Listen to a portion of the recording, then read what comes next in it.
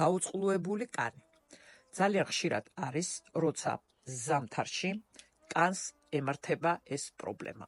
რას ნიშნავს ეს? თუ ადრე თქვენ არ ქონიათ არასოდეს შრალი კანი და უცებ იწყება აქერცვა და მომატებული სიმშრალე. ეს იცის სიცივე.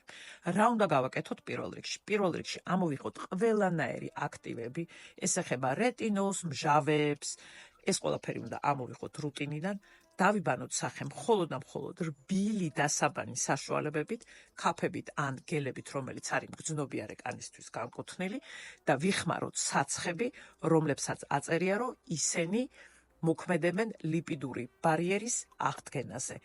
აი ეს სამი ელემენტი დავიტოვოთ მხოლოდ მოვლაში და სადღაც ორი თვე საშუალო დაგჭირდება იმისთვის, რომ ეს პრობლემა მოვაგვაროთ.